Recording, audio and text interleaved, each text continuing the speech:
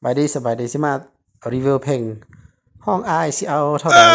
การบังเกิดกับโซภาการบังเกิดก็เพราะว่าเป็นคนมีชื่อเสียงมาแต่ดึกดำบรรพ์แล้วเนาะข้าพเจ้าก็เป็น FC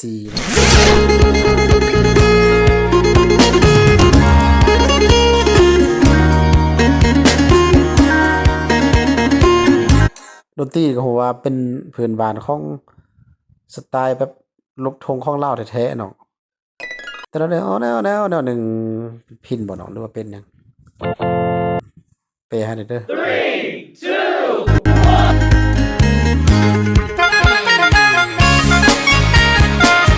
มีเสียงเขียนแต่ละแนว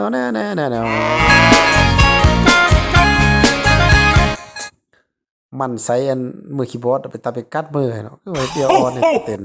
ยิ้มเป็นเว้น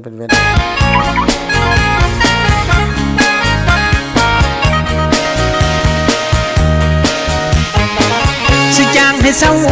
เท่าสิเอาเท่าใดแม่แต้มต่อบ่ให้ห้องตู้ห้องพอขอแต่นั้นห้องอายบ่ตายติแม่อีพึ่งสิเอาเงินให้นี่น่ะเนาะคันสมมุติว่าบ่เอิ้นเฒ่านะเนาะเอิ้นอายเอิ้นบ่ตายบ่เฮียเอิ้นป้าก็ได้นะเนาะ Yes เฮ้ยยะเฮ้ยยะเอ้ยยะนี่มันคือยะเด้อแปลเด้อเฮ้ยยะเฮ้ยยะก็บ่ตายดอกอายแต่ยังอายมองหน่อยหนึ่งบ่ตายดอกแต่ว่ามันอายของอายนะเนาะห้องงอกแล้วสิเขาเอิ้นอายก็อายเนาะเมื่อป่าห้องตึงย่านมันเปลี่ยงใส่เนื้ออย่ามาเค็ดมันควางเนาะเอิ้นไปเอิ้นอายมันเค็ดมันควาง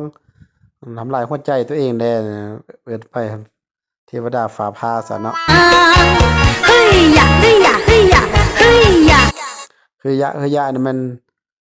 ห้องเต้นซื่อๆเด้ Let's go คันห้องเฮียให้ล้านห้าคันห้องปากให้ล้านสี่คันห้องเฮียสิให้ล้านห้าห้องคันห้องป้าสิให้ล้าน4เด้อน้องอย่าห้องผู้เฒ่านะคันห้องอายห้องพี่มีเท่าใดใจบ่อันสิเอาบ่ผู้เพิ่นนา ของอายของพี่ให้หลายเนาะจังได๋ซะได้สิจ่ายตามใจเลยเฮ้ยยะเฮ้ยยะเฮ้ยยะเฮ้ยยะแล้วกันเสียห้องไงให้ใส่ไฟสังสวยคันใช้ห้องอายก็ไปแต่งหน้าแต่งตาก่อนเนาะให้มันงามเด้เนาะให้ถูกเฒ่าสิอ่อนเอิ้นได้ยอมผมดำบ่ให้โดนเอาเงินมาจัดก่อนแล้วก็ยอมผมให้มันดำเด้เนาะเห็นห้องงอกนี่คือผู้เฒ่ายางอันลังคนนี่เนาะแล้วก็เงินให้เพิ่นจักก่อนนึงขอน้องจึงแต่งงานเพื่อเป็นชิ้นซอสเนาะเพิ่นพันหมดชิ้นซอสแต่งงานกับเพิ่นเนาะได้อยู่ตรงแก้มน้องตรงแก้มน้องตรงนี่แม่นงามเนาะโอ้ยงามแท้อีหลาเอ้ยแก้มนะคนงามเอ้ยอย่าเสริมดังแถมสักคิ้วกงถ้าน้องตกลงสิห้องเดียวคันท่านน้องตกลงอายก็สิไปเฮ็ดหน้าเฮ็ดตาให้มันงามมาแล้วเนาะใส่สปาใส่เสริมดั้งแดเนาะให้มันงามมันหน้าเข่งซะป่าถ้าแม่น้องตกลงจะโอเคเปิ้นว่าและเปิ้นบ่เปิ้นว่าแก้มาให้เปิ้นว่าโอ้ยอายเอ้ยเนาะอายผู้โลอายผู้งามเอ้ยขออย่าให้น้องลูกยาขาดเคินขอพี่อย่าให้น้องขาดให้น้องเคินเด้อจะเอาน้องก็ได้อายเอ้ยเนาะ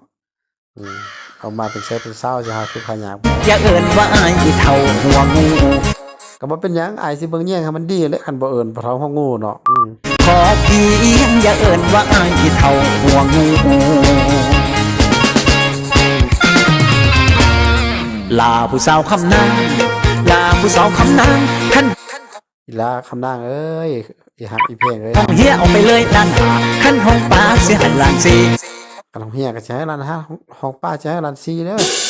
เอาเงินให้ตามลำดับห้องอายห้องพี่มีเท่าใดบ่อันห้องอายห้องพี่ก็สิให้หมดนั่นแหละสิเอาบ่แม่บังคับน้องอยากได้คำสิเอาบ่แม่ฮับเอ้ยแม่บังคับหันบ่ได้เต็งดองแท้เนาะแม่บังคับก็ล่ะบ้านพ่อหัวสร้างก็จะได้ข้ามซ้ำหัวสร้างเอาซะมาเด้อีหลาเอ้ยสอบงานเนาะไปเลือกเอาเลยนางไปเอารถแล้วจากใดเนาะคันสิของอายของพี่อายเนาะ ขอแต่อายมี ข้อแต่ใดนอกมาเป็นเมียเด้อฝากกดไลค์กดติดตามให้เด้อ